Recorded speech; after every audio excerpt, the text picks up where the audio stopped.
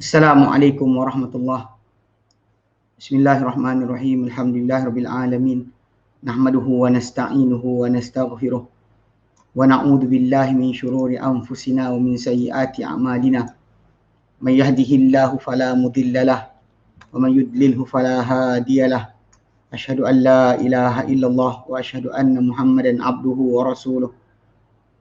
Allahumma salli ala Muhammad wa ala ali Muhammad kama sallaita ala Ibrahim wa ala ali Ibrahim mubarak ala Muhammad wa ala ali Muhammad kama barakta ala Ibrahim wa ala ali Ibrahim fil alamin innaka Hamidum Majid. Rabbi shrah li sadri wa yassir li amri wahlul 'uqdatam min lisani yafqahu qawli, amma ba'd. Alhamdulillah, kita bersyukur kepada Allah Subhanahu wa taala dapat kita berkumpul lagi pada hari Khamis ni. Insya-Allah setiap minggu sekarang kita habiskan buku ni. Kita bincangkan berkenaan tarikh Rashid Islami. Dan kali terakhir kita bincangkan, kita habiskan dah hari tu berkenaan dengan tajuk fuqaha ataupun mufti yang paling masyhur pada zaman para tabi'in. Mana akhir sahabat, awal tabi'in, siapa akan menjadi rujukan dalam fiqh kat situ. Pasal ini yang kita tu membentuk akan kedudukan fiqh ni seperti kefahaman kita sekarang. Okey, baik. Jadi lepas tu kita dah mula ambil sebenarnya berkenaan dengan imam-imam mazhab yang empat. Dia punya zaman dia, kajian khas berkenaan perkara ni, sebab ini mazhab yang masih lagi masih lagi berkembang. Berbeza dengan mazhab-mazhab yang lain yang saya sebutkan itu, bahawa sebenarnya imam-imam ataupun ulama-ulama pada zaman berkenaan, zaman awal tu, mereka pun lebih layak ataupun bahkan lebih layak untuk mempunyai mazhab tersendiri. Tapi nak jadi cerita, kerana mereka tak mempunyai anak murid ataupun cara pembelajaran pada zaman berkenaan berbeza dengan zaman yang berikutnya. Pada zaman berkenaan masih lagi kembali pada dalil dan diorang dekat dengan bahasa Arab, so dia tak perlukan sangat kepada ikutan pada pendapat orang tertentu. Bahkan diorang tu isyaratkan kepada dalil, maka orang tu akan faham ikut dalil lah. Okay. So, jadi lepas kita bincangkan tentang mufti-mufti tu, kita masuk pada kajian ringkas berkenaan imam empat mazhab dan usul mazhab mereka. Dan kita mulakan insya-Allah, alhamdulillah kita dah masuk sikit berkenaan Abu Hanifah rahimahullah. Yang kita bincangkan sedikit sebelum kita masuk detail pada beliau tentang zaman ataupun masa ketika mana Abu Hanifah dilahirkan atau dia mula belajar ataupun dia membesar dalam suasana. Sebab benda ni mempengaruhi sebahagian besar daripada hala tuju fahaman atau fiqh selepas tu. Okey. So, dia kata itu kan pada Abu Hanifah dilahirkan tu, kita kata dalam permulaan awal pada usia remaja negara kerajaan Bani Umayyah pada zaman Marwan. Dia sempat dengan Hajjaj bin Yusuf Al-Thaqafi. Dia saksikanlah kekerasan yang berlaku kepada umat Islam dengan panglima tentera Bani Umayyah tu. Dan dia sempat dengan Abdul Aziz, ya. Dan juga dia sempat dengan zaman kelemahan Bani Umayyah, dia menganjur kepada masuk pertukaran Bani Abbasiyah. Okey. Dan kita kata waktu tu dia perkara yang kita tekankan kedudukan fiqh. Maksud dia ketika zaman berkenaan memang negara ketika itu banyak masih lagi inginkan kepada sokongan ahli fiqh, dan bahkan memang mereka kerahkan tenaga dan sebagainya untuk melantik orang yang layak untuk menjadi hakim dan sebagainya lah. Tapi dalam masa sama banyaklah yang tak setuju dengan pemerintah pada waktu tersebut, tapi diorang tak ada bertunjuk perasaan buat piket ke, ajak orang menentang, tak. Tapi diorang mengelak dia pemegang jawatan. Abu Sa'id bin Musayyab punya kisah tu yang antara kita dengar itulah. Sa'id bin Jubair, kita kata itu antara yang mati dibunuh pada zaman Abdul Marwan. Dia dibunuh oleh Hajjaj bin Yusuf Al-Thaqafi. Okey.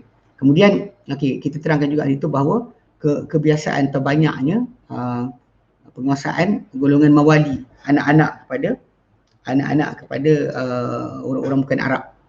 Dia masuk dalam dalam masyarakat Arab ketika tu, dan mereka ni macam boleh katakan menguasai lah keadaan apa fake ketika tu. Kita ingat apa perbualan di antara Ibnu Abi Layla dengan Isa bin Musa. Dan dia bila ditanya berkenaan dengan tajuk siapa fuqaha Basrah, siapa fuqaha Kufah, siapa fuqaha Mekah, dan disebut tu semua disebut adalah daripada bukan Arab. Sampai last kali tu barulah ketika mana ditanyakan berkenaan dengan siapa di Kufah, fakir Kufah. Ketika tu Ibn Abi Layla dia kata kalau aku tak bimbang akan kemarahan Isa bin Musa ketika tu, dia akan cakap nama-nama. Tapi dilihat kalau anda kata disebut nama Al-Hakam bin Utbah ke Hamad bin Abi Sulaiman, ketika tu gubernur tu akan makin marah. Ketika tu dia katalah dia sebut nama Ibrahim An-Nakhai dan Asy-Sya'bi. Ini Arab. Ketika tu baru dia seronok kan. Itu kita kena faham. Baik. So hari ni kita akan masuk tentang Abu Hanifah itu sendiri, bukan zaman dia lah, tapi tentang diri dia sendiri. Okay, pribadi dia. Okay, baik. Kelahiran Abu Hanifah dan juga pembesaran dia Abu Hanifah, lahir dia dan pembesaran dia start daripada 80 Hijrah sampai 150 Hijrah. 80 Hijrah sampai 150 Hijrah. Dilahirkan Abu Hanifah pada tahun 80 mengikut pendapat paling sahih, dan dia mati pada tahun 150. Dan nama dia kan Nu'man An-Nu'man bin Sabit. An-Nu'man bin Sabit bin Zawta. Zawta tu daripada asal Parsi sebenarnya. Daripada Kufah. Dilahirkan Sabit ni di atas Islam lah, bapa dia Islam. Ya, Sabit tu bapa kepada Abu Hanifah. Dia dah Islam dah. Bukan baru masuk Islam, dia masuk Islam. Dan Sabit bin Zawta tu sempat dengan Ali bin Abi Talib ketika kecil. Adapun Abu Hanifah sebenarnya dia termasuk di kalangan tabi'in sebenarnya. Yang lebih tepat dia adalah tabi'in. Sebab dia sempat 4 orang sahabat. Tapi 4 sahabat tu adalah mereka adalah Anas di Basrah, Abdullah bin Abi Aufa di Kufah, Sahal bin Sa'ad As-Sa'idi di Madinah, dan Abu Tufail Amir bin Wasilah ni yang terakhir mati. Abu Tufail ni yang last mati di kalangan para sahabat tahun 110 Hijrah di Mekah. So basically kalau kita kata dari segi masalah kehidupan dia, para sahabat Nabi SAW yang dekat dia tu kira sempat 4 orang tu lah kalau ada pun. Itu pun kedudukan negeri atau tempat tinggal mereka berasingan. Okey. Dan mereka bercanggahan adakah dia bertemu salah seorang di kalangan para sahabat tadi ataupun tidak. Dan menyebut Az-Zahabi nukilan daripada Khatib Al-Baghdadi dan Tarikh Baghdad bahawa dia bertemu dengan Anas bin Malik kan, dan mendakwa sebahagian pengikut Abu Hanifah bahawa dia bertemu sebelah para sahabat, maka dia adalah tabi'in. Akan tapi tak terrealisasi akan pertemuan dia dengan para sahabat tadi, dan tak ada riwayat yang jelas dia tinggal dengan para sahabat tersebut. Tak kira akhir hayat sahabat tu ke ataupun ketika dia dah umur boleh dapatkan ilmu kan daripada para sahabat berkenaan. Itu tak dapat kan. Tapi yang rajih ni dia tak bertemu seorang pun dengan para sahabat. Dia tabi'in sebenarnya. Kalau sempat pun dah masa sempat, tapi masalahnya macam kita terangkan bila bab belajar dengan para sahabat ni dia kena mulazamah. Dia bukan hanya semata-mata orang tersebut dia hidup sezaman dengan para sahabat maka dia mendapat gelaran sebagai tabi'in. Kalau anda kata dia tinggal satu tempat, sahabat Nabi tu tinggal tempat yang lain dan tak pernah bertemu ataupun jumpa sekali nampak dia jauh, itu bukan dikira sebagai tabi'in. Tabi'in ni yang kita faham, dia sempat dengan para sahabat tadi, duduk dengan mereka dan juga bahkan mengambil ilmu daripada para sahabat tersebut. Ambil ilmu daripada para sahabat berkenaan. Itu lebih tepat kalau kita nak istilahkan sebagai tabi'in. Berbanding dengan kita kata bahawa asal jumpa sahabat je terus, atau bukan jumpa sezaman dengan sahabat je terus jadi tabi'in. Itu perbezaan Pasal tabi'in ni pasal kita nak kena faham pasal nama banyak kan, nama orang yang sezaman zaman tersebut, macam Hasan Basri. Kan dia punya anak murid dia yang memulakan fahaman Mu'tazilah tu. Kita kata kalau kita perhatikan balik ialah sezaman dengan beberapa orang sahabat. Even ada yang macam Ma'bad Al-Juhani. Ma'bad Al-Juhani yang mula bercakap tentang qadar. Ibn Umar diadukan kepada Ibn Umar tentang kedudukan atau perangai dia atau fahaman dia tentang tak percaya qadar. Ketika itu kan Ibn Umar kata kalau kau jumpa dia, cakap dengan dia, aku tak ada kaitan dengan dia, dia tak ada kaitan dengan aku. Aku lepas diri daripada orang macam ni. Maksud dia erti kata lain, dia walaupun dia sempat dengan zaman para sahabat, tapi tak belajar dengan para sahabat. Ada je, ramai je. Sebab tu tabi'in yang kita gelar tabi'in ni, lebih tepat adalah golongan yang kita nak ambil dari mereka ilmu. Itu lagi baru betul tabi'in setakat sezaman dengan sahabat belum cukup. Tapi dia mesti ada sudut di mana dia menerima ilmu daripada sahabat dan menukilkan daripada mereka dan panggil apa, kalau boleh dididik, diasuh. Macam Hasan Basri kan, didik, diasuh di rumah Ummu Salamah kan contohnya. Dia memang dibesarkan. Mak dia sendiri pun adalah hamba Ummu Salamah. Bapak dia pun macam tu. Jadi basically kalau macam tu memang kita dapat lihatlah dia punya perkaitan dengan sahabat tu kuat. Terkenal, diketahui dia seorang yang belajar dengan para sahabat. Macam ni sebenarnya tak sabit. Tak sabit Abu Hanifah rahimahullah ambil ilmu daripada sahabat secara langsung. Okay. Dapat ilmu daripada orang lain yang cerita daripada sahabat mungkin. Tapi secara langsung dengan sahabat tidak. Okay. Dia kata membesar Abu Hanifah sebagai seorang penyaga. Okay. Dan dia menjaga pada sutera di Kufah. Dan dia pada ketika itu Kufah ketika itu adalah tempat berkembangan, tempat mekar dengan ulama dan para fuqaha Kufah ketika itu Maka dia kata tak lama, okey. Dia kata tak lama Abu Hanifah yang asalnya dia seorang yang kita panggil penyaga, dia cenderung kepada majlis-majlis para ulama dan mengambil ilmu dari mereka. Dan dia menghadap dan menumpukan perhatian kepada fiqh sesudah mana dia dapat sikit daripada satu penjuru daripada ilmu Islam. Okey. Dan dia berterusan mencedok daripada sumber Islam tu sehinggalah dia menjadi imam ahli ra'i, imam kepada madrasah ahli ra'i. Ahli ra'i kan kita sebutkan golongan yang banyak menggunakan akal pada pemahaman dalil. Punca dia bukan sebab kerana disengaja nak tinggalkan apa yang diajarkan oleh Nabi SAW, tapi tak sampai pada dia hadis yang banyak. Sebab para sahabat Nabi SAW banyak berada di Mekah, Madinah, di Syam, tapi tak banyak berada di Kufah, Basrah. Itu sudut yang penting kena faham. Sebab tu kita panggil dia punya kedudukan tu bukan macam Imam Malik mula tak suka dengan dia, tapi lepas jumpa dia kan berbual dan sebagainya, dia tahu Imam Abu Hanifah adalah seorang yang baik. Dan bahkan sebenarnya apa yang diceritakan oleh orang mengenai dia tu kadang-kadang dilebih-lebihkan saja. Okey, baik. Telah diketahui Abu Hanifah ni dikenali dengan banyak ijtihad dia dan pengambilan dengan kias. Okay? Dan terkesan pada itu dengan syekh-syekh dia yang diambil daripada mereka ilmu. Jadi antara syekh dia adalah Hamad bin Abi Sulaiman. Hamad bin Abi Sulaiman yang kita panggil berakhir pada dia dari zaman dia kita panggil kepimpinan fiqh di Iraq. Hamad bin Abi Sulaiman ni nama yang tak nak disebut Ibn Abi Layla tu. Kalau sebut nama dia masalah kan, pasal ketika tu dia bukan dia daripada keturunan Arab. Dia bahkan dia campuran. Dia Mawali. Lalu okey, dia guru dia Hamad bin Sulaiman, bin Abi Sulaiman. Kemudian selain itu juga dia telah belajar dengan Ibrahim An-Nakhai. Salah seorang juga guru kepada madrasah Al-Ra'i. Dia ini tak bermaksud Abu Hanifah tidak mengambil ilmu daripada seorang pun kecuali Hamad. Ini bukan maksud dia Ibn Abu Hanifah tak ambil ilmu kecuali daripada Hamad bin Abi Sulaiman. Tak. Dia telah ambil ilmu daripada Atha bin Abi Rabah, Ikrimah Maula Ibn Abbas, Maula Ibn Abbas, Nafi' Maula Ibn Umar, dan dia ambil daripada orang-orang yang menonjol dalam fiqh daripada imam-imam Syiah. Bukan imam Syiah sebenarnya, ni ayat salah ni. Kan? Daripada imam Ahli Sunnah yang yang dikonon didakwa oleh Syiah, imam mereka iaitu Imam Zaid bin Ali dan Ja'far As-Sadiq.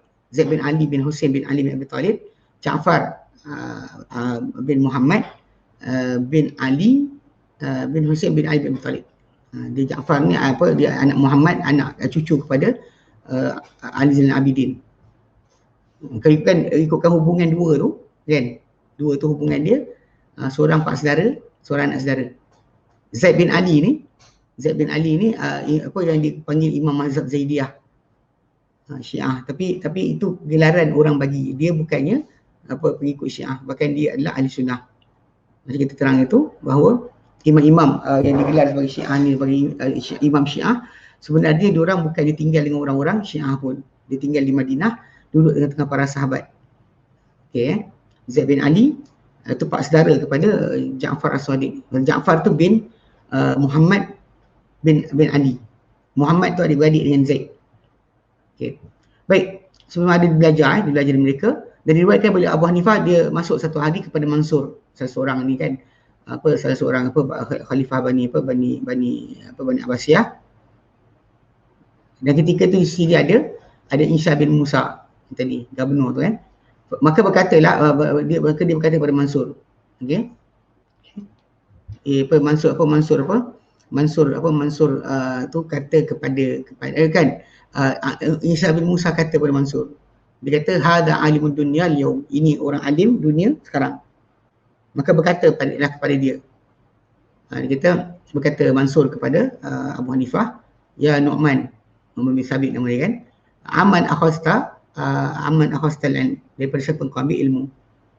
Dia pun kata qala an ashabi Umar, an Umar, daripada anak murid Umar, daripada Umar. Wa ashabi Ali, an Ali, daripada anak murid Ali, daripada Ali. Wa ashabi Abdullah bin Abbas.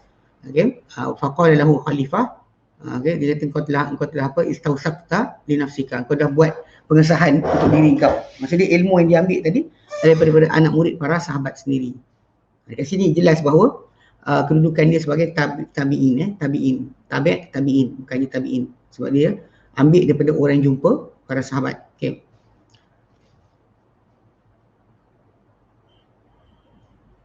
Okey, dia kata telah melihat Abu Hanifah pada kehidupan hidup guru dia, ketika hidup guru dia. Okey. Abu Hanifah pada awal guru dia duduk, okey.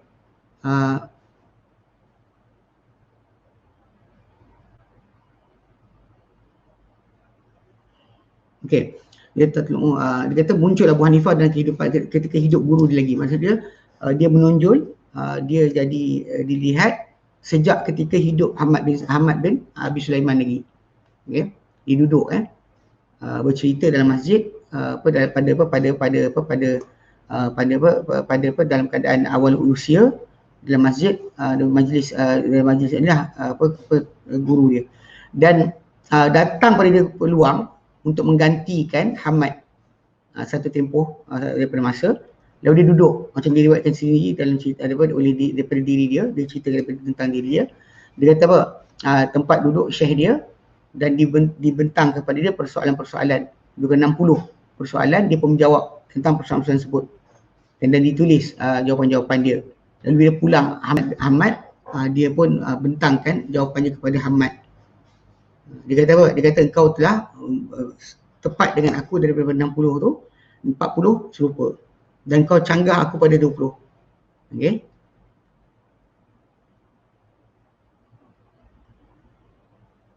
Maka dia kata apa, aku telah letak janji kata diri aku, jangan aku berpisah dengan dia sampai mati.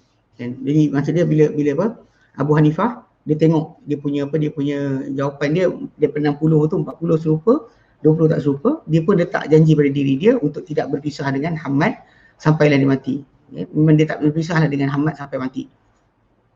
Dan tak lama selepas saja mati guru dia Hamad pada tahun 119, sehinggalah melihat para penuntut bagi Hamad daripada para penuntut para ajar di kalangan pendamping Abu Hanifah bahawa dia sahaja yang layak untuk tempat guru dia. Tak ada siapa layak untuk gantikan Hamad bin Abi Sulaiman melainkan Abu Hanifah. Jadi dia ganti guru dia dengan cara tersebutlah. Okey. Okey, kerjaya dia juga akhlak dia. Kerjaya dan akhlak, mihnatuhu wa akhlaquhu. Kerjaya dia dan akhlak dia, profession dan akhlak dia. Baik. Dia kata Abu Hanifah dahulu dia adalah seorang yang berani pada kebenaran. Ya. Memang itu keadaan ulama zaman dia. Okey, lalu dan telah menimpa dia daripada perkara itu membawa kepada bencana sikap dia tu yang berani tadi akan diuji dia, dikenakan dia hukuman. Okey. Kita minta daripada dia amil ataupun inilah gubernur Marwan ke Iraq, itu Yazid bin Umar bin Habirah, okay, untuk agar Abu Hanifah ni menggantikan dia dalam masalah penghakiman di Kufah. Dia suruh jadi hakim. Dia jadi hakim, dia tak nak. Kita kalau seronok kalau orang bagi kita jawatan, seronok, dia tak nak. Dia tak nak ambil jawatan. Lalu dia telangan dan Yazid bin Umar bin Habirah tu pukul dia sebanyak 110 sebatan setiap hari pada setiap hari 10. Mana 110 je, hari 10, besok 10, okay. Dan dia kekal untuk tidak mahu. Dan bila Yazid bin Umar bin Habirah nampak bahawa berkerasnya Abu Hanifah untuk menolak, dia pun lepaskan Abu Hanifah gitu. Okey. Dan dia dia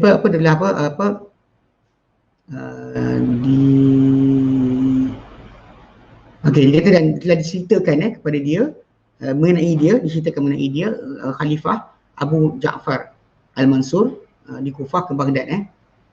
Maksud dia telah milih lah. Dia tengok dah dapat lihat dia, Khalifah tengok dia, dan Khalifah ketika tu ingin supaya menjadikan dia megang jawatan kehakiman. Dia enggan. Okey. Lalu Mansur, Abu Ja'far Al-Mansur tu disumpah ke atas Abu Hanifah dan dia buat. Lalu Abu Hanifah sumpah balik, dia tak nak buat. Lalu berkata kepada Abu Hanifah, pengiring atau pengawal khalifah, okey, kau tak nampak ke Amir Mu'minin bersumpah? Lepas tu dia kata, Abu Hanifah jawab balik, dia kata Amir Mu'minin di atas kafarah untuk sumpah dia. Dia lebih mampu dibanding aku untuk berbanding kafarah sumpah aku ke atas diri aku. Okey. Dan maksud dia Amir Mu'minin lebih mampu untuk bayar kafarah, tebus sumpah dia, berbanding aku yang tak mampu untuk bayar sumpah aku, dia kata. Misalkan kita bersumpah tapi tak boleh buat, dan kita sama ada kena bebaskan hamba, atau boleh makan atau pakaian sebelum fakir miskin, ataupun puasa 3 hari. Dia kata dia balas balik kepada ni lah, dan dia enggan untuk memegang jawatan. Lalu diperintahkan terhadap dia kepada penjara. Demikianlah terjadi ujian dia pada zaman kerajaan Abbasiyah. Seperti juga dalam zaman Bani Umayyah. Bani Umayyah tadi kan ketika Yazid bin Umar bin Habirah tu, itu zaman Marwan bin Hakam di zaman Bani Umayyah. Lepas tu zaman Abbasiyah pun dia kena juga kena kurung, kena tak nak pegang jawatan. Okey. Dan telah menyebut buku-buku tentang kelebihan dan juga kedudukan tentang para ulama ni, tokoh-tokoh ni, banyak daripada akhlak Abu Hanifah yang terpuji, okay? Dan apa yang dia ada daripada sifat warak, okay? Kecerdikan, okay? Kebijaksanaan, dan juga dia punya layanan kepada saudara-saudara dia, dan juga keteguhan dia dalam kebenaran. Okey. Dan pernah sekali sampai pada dia ketakutan kepada Allah Ta'ala bahawa dia bangun malam dengan ayat ini, itu ayat surah Al-Qamar ayat 46, balissa antum mau'iduhum was-sa'atu adha wa amar. Bahkan kiamatlah janji mereka, dan kiamat itu lebih dahsyat dan lebih pahit. Dia ulang-ulang ayat tersebut dan dia menangis dan dia merayu kepada Allah Subhanahu Wa Taala. Okay. Dan dia telah masuk golongan Khawarij pada satu hari Masjid Kufah, dan Abu Hanifah dan teman-teman dia sedang duduk. Lalu berkata Abu Hanifah kepada teman-temannya, jangan bangun. Okay. Jangan bangun. Lalu golongan Khawarij datang sampai mereka berdiri dekat dengan Abu Hanifah. Okay, dia kata kepada, lalu mereka kata kepada Abu Hanifah dan teman-teman dia, kan, ma antum, korang ni siapa? Korang ni apa? Okay. Dia kata faqala Abu Hanifah kata nahnu mustajirun. Kami ni orang minta perlindungan tu dengan Allah Ta'ala lah. Berkata ketua golongan Khawarij ketika tu, biarkan mereka. Okay. dan sampaikan mereka kepada tempat selamat mereka. Dia gunakan ambil dia ambil ayat Quran surah Taubah tu. Wa in ahadun minal musyrikin istajaraka fa'ajirhu hatta yasma'a kalam Allah. Thumma ablighu ma'manah. Bila seorang di kalangan orang-orang musyrik tu minta perlindungan pada kamu, maka sampaikanlah mereka kepada tempat aman mereka, kan. Lindung mereka sampai dan mendengar kalam Allah, kemudian sampaikan mereka tempat selamat mereka. So geng Khawarij ni dengar dia kata mustajirun, diorang pun terus pakai ayat Quran tu dan terus katakan berikan perlindungan dan tak kacau Abu Hanifah. Okay.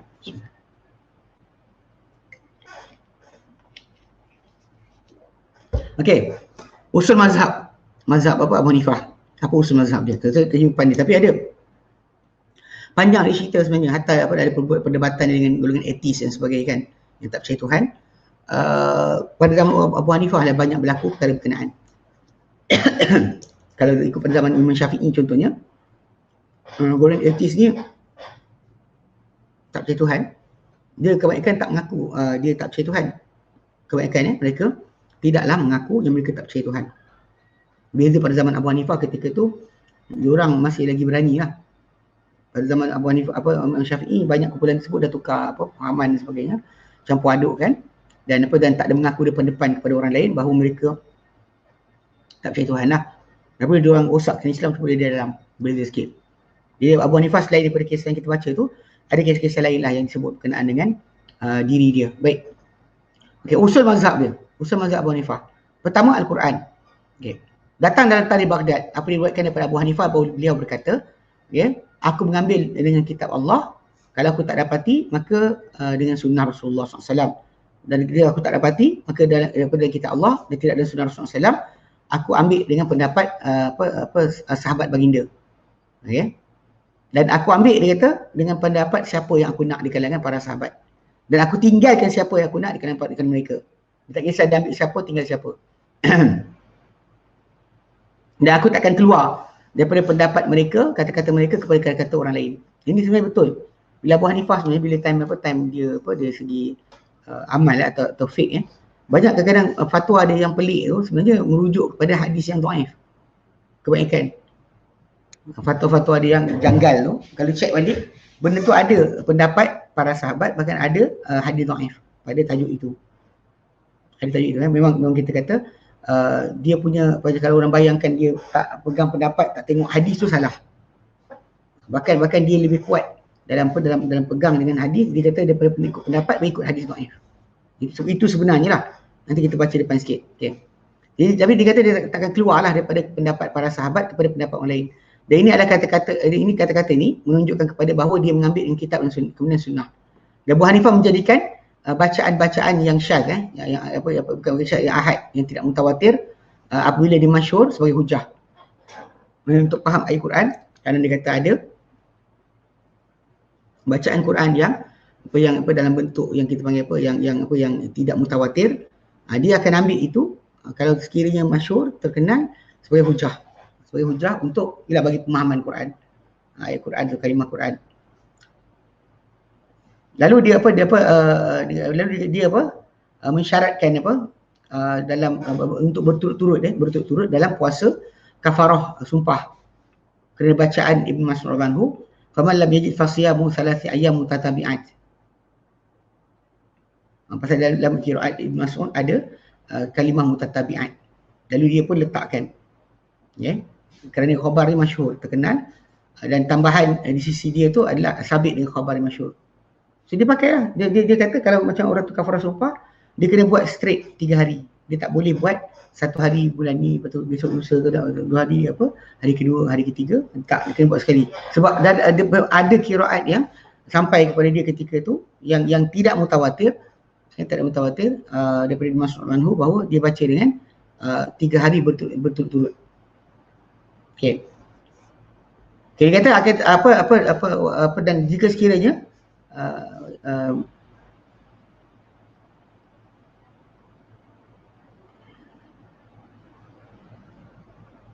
okey, dan jadi kita sekalipun diriwayatkan sekalipun diriwayatkan di sini bahawa Quran tu bahawa Quran adalah nazam dan juga apa makna. ikut pendapat yang sahih dia kata, dia tidak menjadikan nazam tu sebagai rukun yang lazim dalam solat.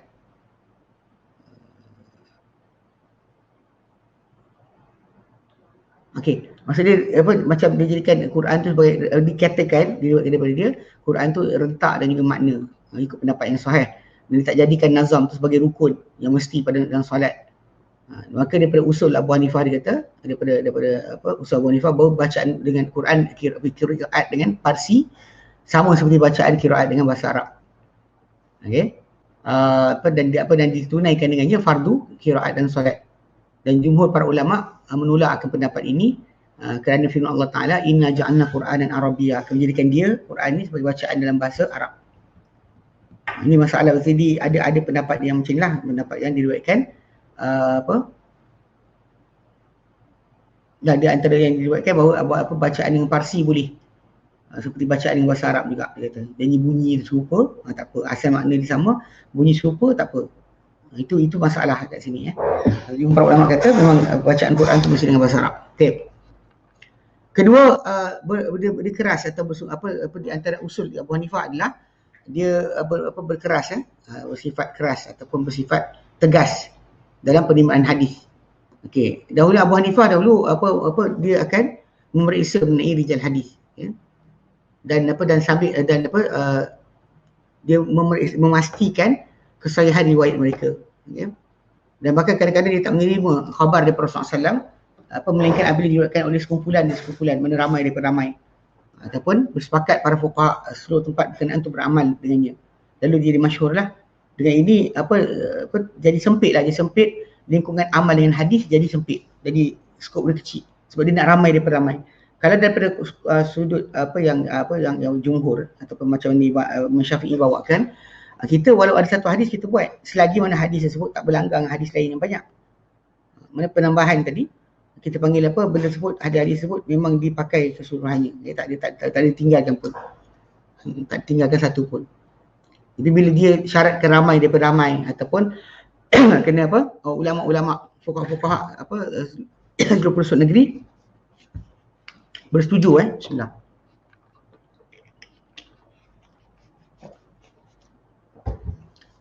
Bersetuju untuk letak, untuk terima, baru dia nak ambil. Okey, itu maksud dia. Dan dia telah menukilkan Asy-Syafi'i dalam kitab daripada Abu Yusuf apa yang menjelaskan jejak dia dan jejak Abu Hanifah, guru dia daripada Abu Yusuf. Ini salah seorang anak murid Abu Hanifah. Abu Hanifah ada orang anak murid dia yang terkenal, Muhammad bin Hasan Asy-Syaibani, Qadi Abu Yusuf, kemudian Zufur, antara nama yang terkenal lah sebagai anak murid Abu Hanifah. Bila kita kata Abu Hanifah punya anak murid, ini orang-orang yang terkenal, antaranya Abu Yusuf. Jadi kata Imam Syafi'i rahimahullah, dia telah nukilkan kitab Al-Um daripada Abu Yusuf apa yang menerangkan langkah dia dan langkah Abu Hanifah, guru dia, pada perkara itulah.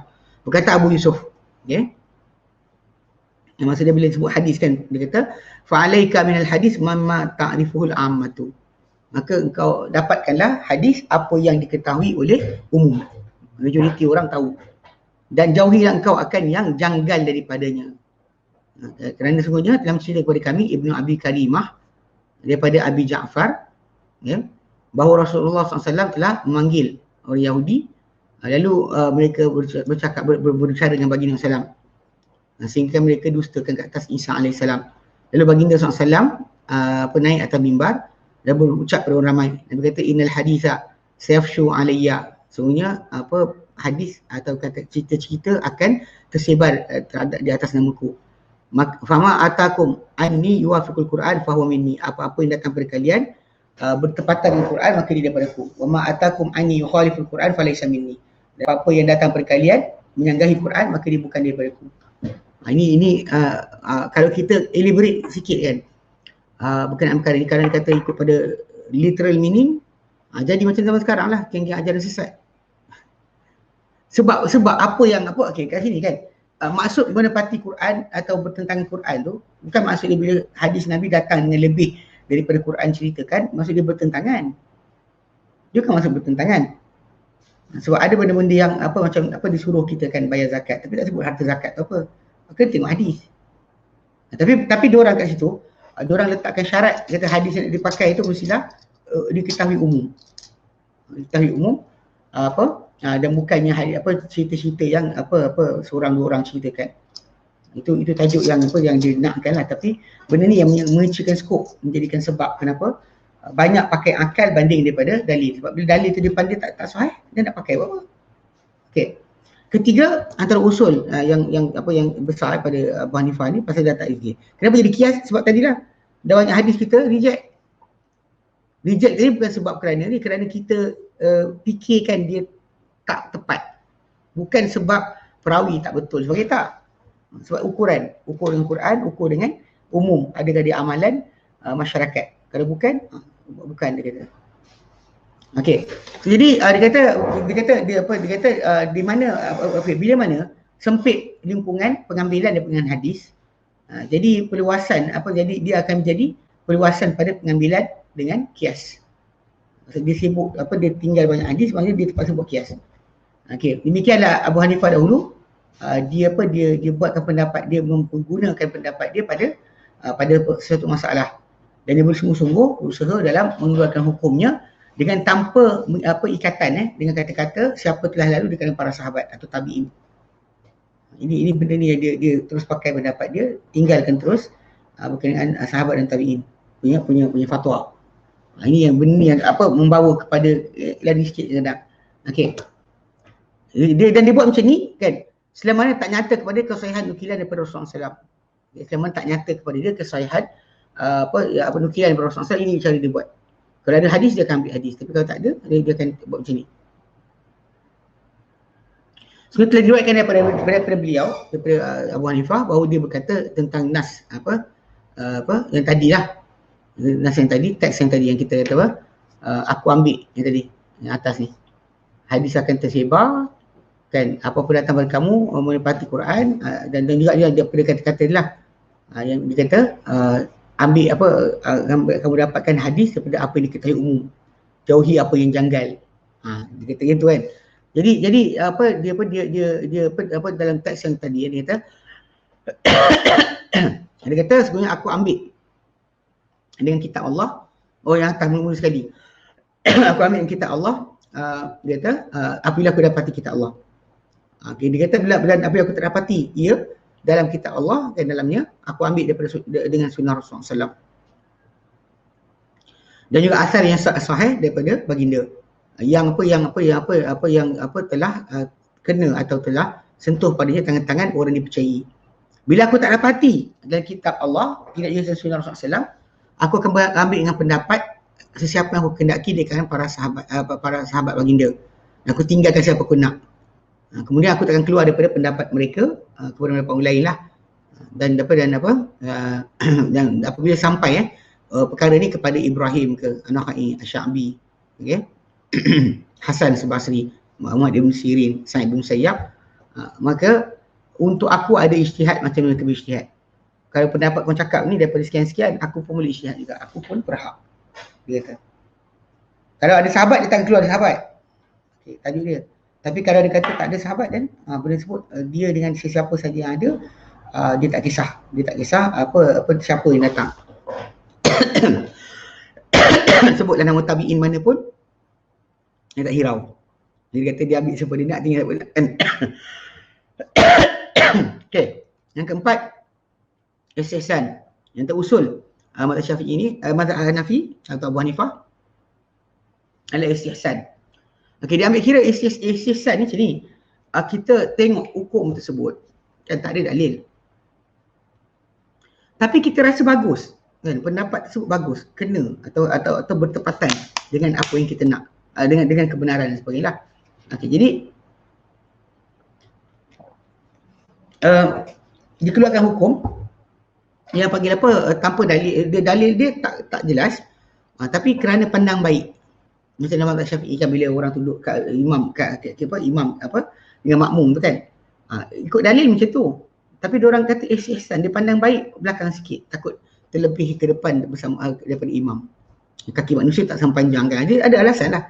Jadi diorang datangkan lebih baik, lebih better, dia kata. Better untuk ke belakang sikit. Itu contoh istihsan lah.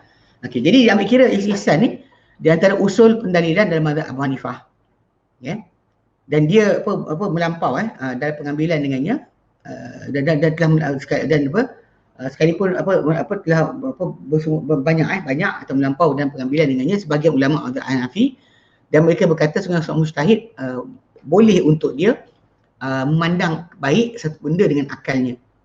Boleh untuk seorang mujtahid memandang baik satu perkara dengan akalnya, dia kata.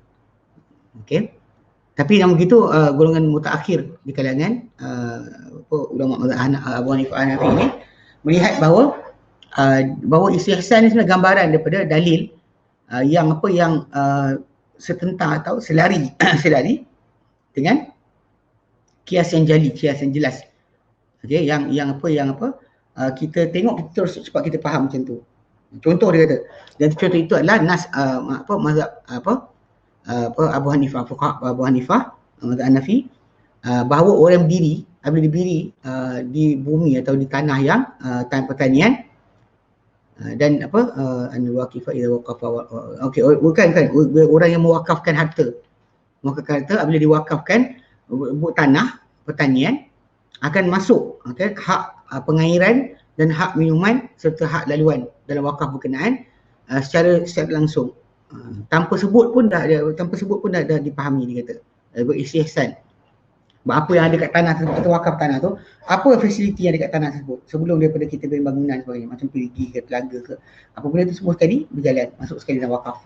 Termasuk dalam wakaf sekali Bukan tanah tu saja, anything keluar dari tanah tersebut pun dikira sedemikian. Ikutan kepada tanah tu sendiri. Okey, ini dalil dan dia kata sebut ni sebab apa istihsan. Baik. Dan kias bahawa ia tak masuk dan kias bahawa ia tak masuk melainkan dengan nas. Okey, ke atasnya seperti jual beli. Kalau jual beli kita ni jadi selesai, mana wakaf macam mana? Air, sungai sebagainya, perigi ke telaga ke. Macam ada kedudukan benda tak disebut. Okey, sebab kalau dalam kes dia sekali dikiaskan kepada jual beli. Kalau saya jual rumah tu dengan apa ada sekali kat dalam dia. Kalau jual tanah dengan apa yang ada dekat atas tanah dia, pokok dan sebagainya. Itu maksud dia.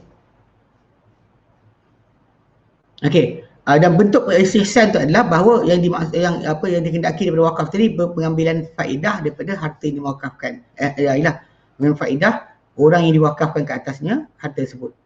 Dan takkan terjadi manfaat dengan bumi atau hasil tanah yang pertanian tadi kecuali dengan tadilah termasuk dengan hak minuman, hak pengairan, hak laluan. Maka kita tak pakai benda tu, dia tak manfaat lah.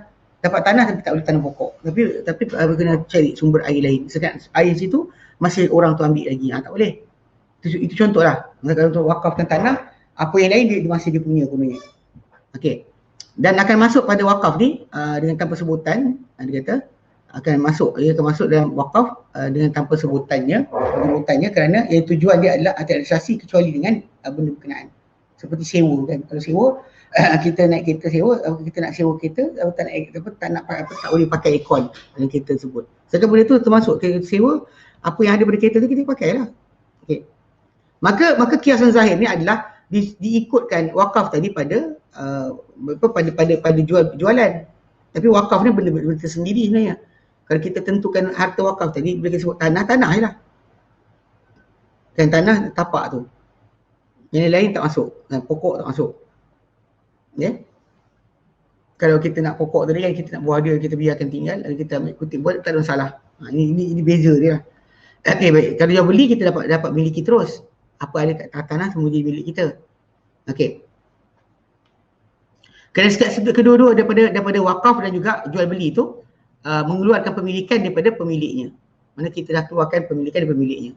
Okay, dan itu kias yang nyata. Yang kias sembunyi disusulkan wakaf ni pada dan ini dengan sewaan.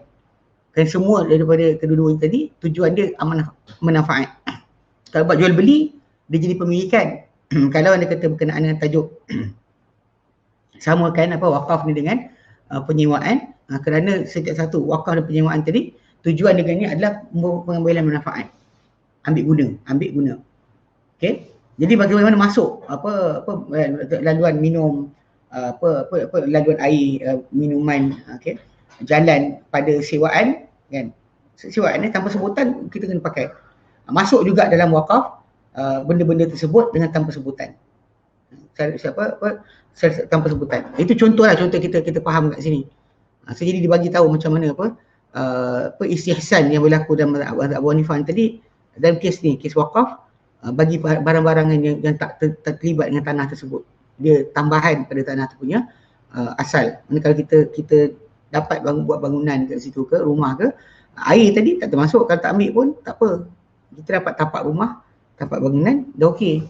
Sepatutnya macam tu. Tapi bagi dia kata kita boleh kiaskan wakaf ni tadi kepada A jual beli, yang mana kita mesti bagi semua sekali pada milik yang baru. Tapi kata dengan sewaan, tak tukar milik. Dan masih kekal milik dia tapi macam menyewakan barang. Menyewakan rumah ke apa sebagainya, semua benda masuk sekali.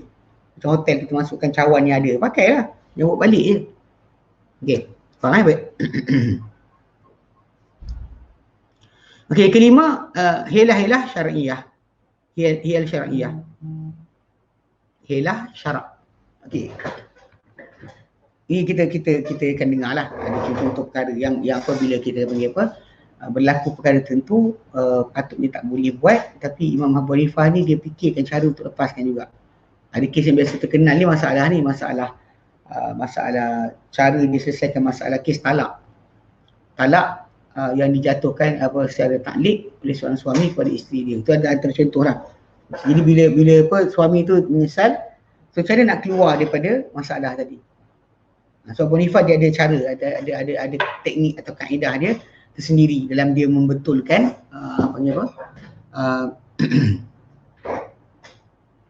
keadaan tadi supaya tak jadi tak berlaku apa yang sepatut berlaku lah. Okey, baik. Hilah syar'iyah. Dia menisbahkan banyak, menisbahkan banyak di kalangan para pengkaji kepada fiqh Abu Hanifah ni hilah syar'iyah. Bahawa ia dahulu satu bab yang luas daripada bab-bab fiqh dan mazhab beliau. Dia berkata Ibn Qayyim Al-Jauziyah mengenai hilah-hilah ni dalam kitabnya Al-Muqin. Okay? Dan dia telah tegur dengan keras kepada siapa yang meluaskan pada hilah syar'iyah ni. Dan dia berkata apa? Sebenarnya orang innal mutaakhirina ahdatsu hiyalan lam yasihil qawlu biha. Dia kata sebenarnya orang yang terkemudian yang terkini sama adakan hilah-hilah yang tak betul pendapat dengannya. Tak sahih pendapat dengannya daripada mana-mana imam, para imam. Dan mereka nisbahkan dia kepada para imam.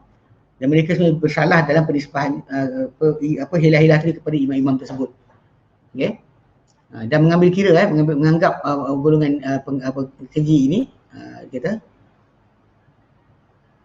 pengkaji dia menganggap ia termasuk daripada usul mazhab Abu Hanifah ni bab hilah. Dan dia kata dia dinamakan bab tersebut dengan al-makhariju minal madaiqi. Pelepasan daripada kesempitan. Okey. Dan dalam kamus dalam kamus dan penjelasannya ihtiyalu wa tahawul wa tahayyul, dia maksud hilah atau tahayyul hilah atau pembuatan hilah itu adalah al-hadqu wa jawdatun nadhari wa qudratu ala diqqati tasarrufi.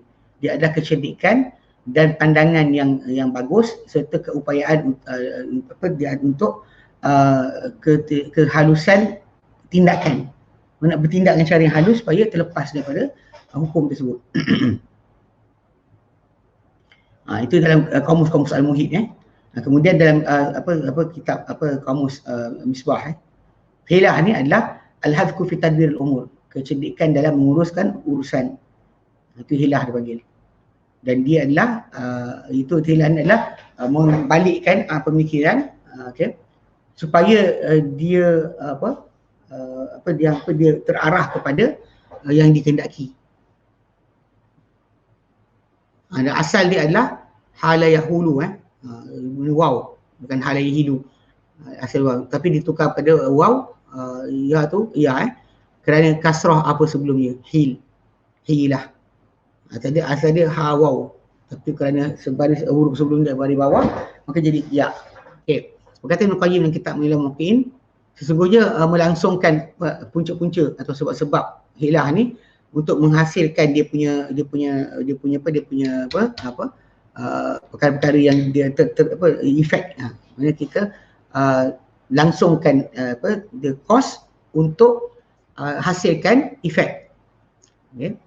Kita masa-masa makan, minum, pakaian, musafir, hilah dia hilah dia kata di atas maksud daripadanya. Okey. Dan akad syarak dia kata wajib dia, yang wajibnya ataupun yang digalakkan ataupun yang harus kesemuanya adalah hilah untuk menghasilkan atau mendapatkan yang diakad ke atasnya. Ni dia kata semua tu ada hilah dia kata. Dan punca-punca pengharaman semuanya hilah. Yang hilah untuk menghasilkan tujuan daripadanya. Punca-punca mana benda haram tadi kan. Itu punca. Kalau tak macam ni jadi kena. Kalau tak macam ni tak kena. So dia cost tu, dia cuba nak junjukkan cost tadi, fahamkan cost sesuatu perkara untuk hasilkan efek yang berbeza. Okey. Dan telah terbiasa pelafazan hilah ni yang terjadi daripada jalan-jalan tersembunyi yang dia kata dan telah terbiasa pelafazan hilah ke atas apa yang terjadi daripada cara-cara atau jalan-jalan tersembunyi yang disampaikan dengannya kepada tujuan. Okey, tujuan. Mana kalau kita tak ikut kaedah yang difikirkan tadi, kita kena hukum. Kalau kita berjaya gunakan hilah, kita lepas daripada hukum tersebut. Ni mungkin macam geng-geng yang tarikat yang pelik Syiah ke. Dia kata kalau orang tu nak bersetubuh dengan isteri pada siang Ramadan, maka dia boleh makan dulu, minum dulu, batalkan puasa dengan itu, lepas tu buat persetubuhan. Bahkan dia kata suruh musafir boleh buat persetubuhan. Dia nak suruh langgar. Dia ajar cara langgar. Nampak logik lah kan, tapi benda tadi kita tahu niat dia musafir tu kenapa. Itu yang benda penting kena perhatikan balik. Kalau tujuan dia untuk berbuka supaya dia dapat buat persetubuhan, maka dia tengah berdosa lah. Dia dah berdosa sebab sengaja cari jalan untuk tinggalkan hukum syarak. Itu wajib puasa. Okay. Dia kata okey, di mana kaedah atau cara tadi tidak tidak akan sedar kepadanya kecuali dengan satu tahap kecantikan dan sesudah penelitian. Dan hilah ni dengan pengertian ini tidak terpuji sama sekali dan tidak juga terkeji kan sama sekali. Dia bukan maksud bila kita sebut itu untuk hasilkan dia tak jadi adakah haram atau halal belum lagi. Kita pun tajuk lepas sajalah. Okey. Bahkan diikuti pada itu jalan-jalan yang dilalui kepadanya dan tujuan yang dikehendaki dengannya. Mana kalau dia kata tujuan dia memang nak lari perintah Tuhan dan memang ia adalah perkara yang tak patutlah. Okey. Kalau dia kata benda tersebut untuk menjaga kemaslahatan baik, maka dia jadi benda patut. Okey. Maka jalan-jalan dan cara-cara tersembunyi tadi, yang dihalalkan dengannya perkara haram atau digugurkan dengannya yang kewajipan secara nyata, semua hilah-hilah ni dia kata jalan ataupun cara tersembunyi ni yang dihalalkan dengannya yang haram atau dan digugurkan dengannya perkara kewajipan secara terang-terangan, dan setiap hilah mengandungi pengguguran hak bagi Allah Ta'ala atau hak bagi Adam, anak Adam sebenarnya. Maka termasuk pada hilah yang tercela dari sisi syarak. Dan inilah yang dimaksudkan jumhur para fuqaha dan ahli hadis dengan celaan. Dan hilah di sisi para fuqaha mazhab Hanafi dilafazkan kepada laluan daripada perkara kesempitan yang daripada dengan bentuk syar'i, bentuk yang halal. Datang dalam penjelasan dalam kitab Syarah Ashbah wa Nazair Al-Hamawi, iaitu al-hiyalu jam'u hilah.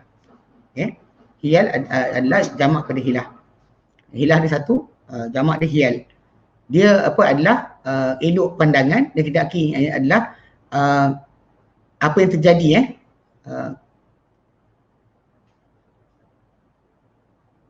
okey. Dia kata apa yang terjadi sebagai pelepas syarak bagi siapa yang diuji dengan satu kejadian agama.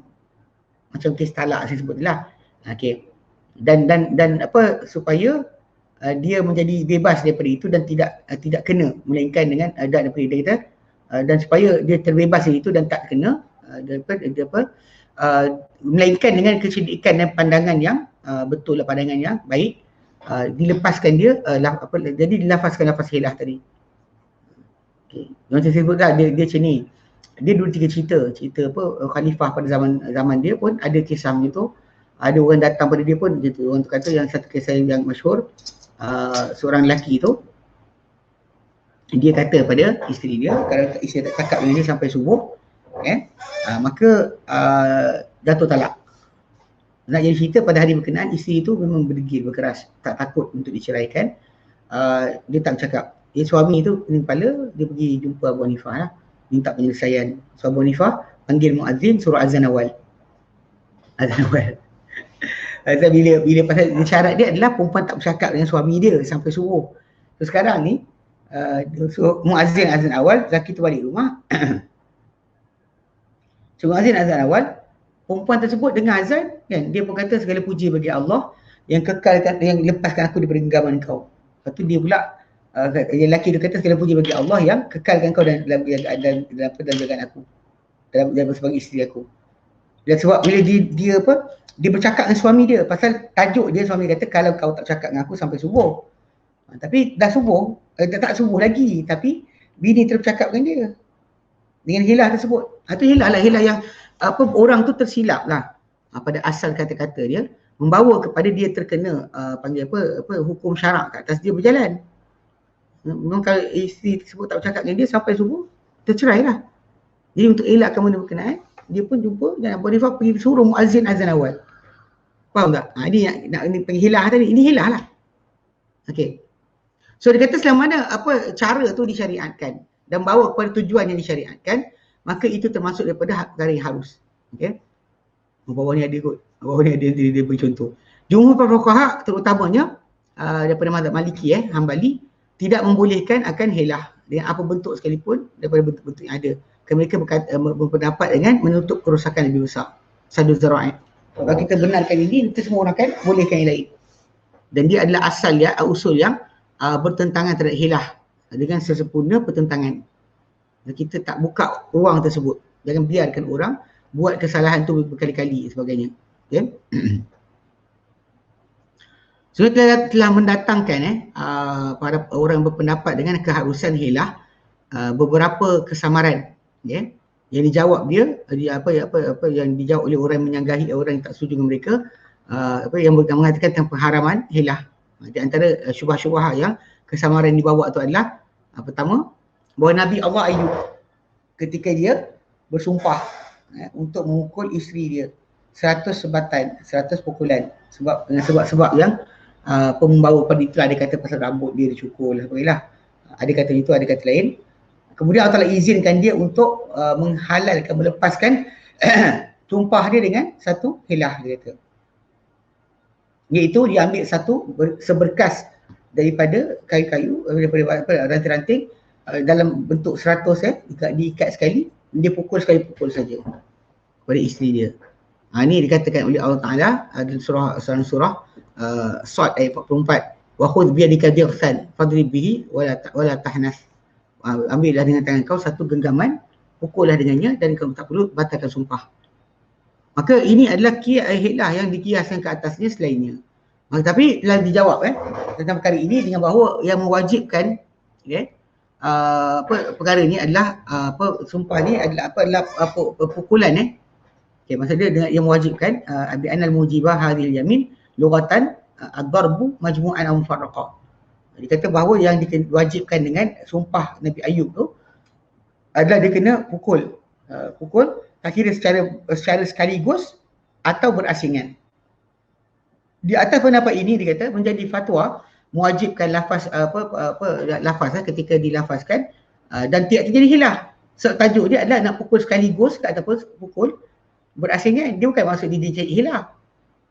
Bahkan Allah Ta'ala suruh dia buat macam tu. Isteri lemah kan, dia pun lemah dan jadi tak nak menyakitkan lagi, maka Allah Ta'ala suruh dan bahkan dengan perintah Allah Ta'ala, bukannya dengan kehendak dia sendiri. So tak ada hilah itu. Dan hilah ni adalah apabila dialihkan lafaz daripada kemestiannya secara mutlak. Macam tadi tak pukul, ni pukul. Cuma dia pukul sekaligus, tak pukul 1, 2, 3 sebagainya. Itu maksud dia. Okey, jadi kata dalam sudut yang lain, barangkali isteri Nabi Ayub ni dia ada keuzuran pada apa yang dia tersilap padanya ketika bersumpah Nabi Ayub akan sumpah tersebut. Dan telah sabit bahawa orang yang nak dikenakan hukuman, sekiranya dia ada alasan, maka diringankan akan daripadanya hukuman. Hukum tak hukum tapi diringankan. Dengan bahawa dihimpunkan 100 syamrah lidi tu, pukul 100, kemudian dipukul dengan ini satu kali pukul saja. Kita berikan Imam Ahmad dan selainnya bahawa daripada Abu Umamah dan juga Sahal, Abu Umamah bin Sahal bin Sa'id bin Sa'id bin Ubadah, pada apa cerita daripada oleh bapa dia daripada Nabi SAW, daripada Rasul SAW. Kemudian dia kata sebenarnya ini adalah syariat siapa sebelum kita, maka tak menjadi hujah ke atas kita apabila menyanggahi syariat kita. Okey, baik. Di antara syubhah yang dikeluarkan oleh adalah syubhah yang dilemparkan oleh kumpulan lagi adalah apa yang dikeluarkan oleh Bukhari dan Muslim. Okey, berhenti sini. Baik, wallahu a'lam. Okey, ada soalan? Ustaz, kalau tanah tu bukan wakaf, tapi orang sebelah jiran tiba-tiba dia buat macam milik dia, macam Ustaz, adakah termasuk mengubah tanah sepadan? Memanglah. Memang kalau orang tu buat macam tu haram lah. Walau sejengkal dia ambil, haram. Walau sejengkal dia ambil adalah haram. Okey. Okey, tak ada. Alhamdulillah. Kalau itu kita berhenti sini dahulu. InsyaAllah nanti kita sambung lagi.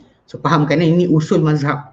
Lepas tu bila kita dengar fatwa tu bila berbeza sebab usul mazhab daripada imam-imam mazhab itu sendiri. Baik. Wallahilhamd. Wallahu a'lam. Wassallallahu ala sayyidina Muhammad. Alhamdulillahirabbil alamin. Subhanallah hamdika asyhadu an la ilaha illa anta astaghfiruka wa atubu ilaik. Assalamualaikum warahmatullahi wabarakatuh.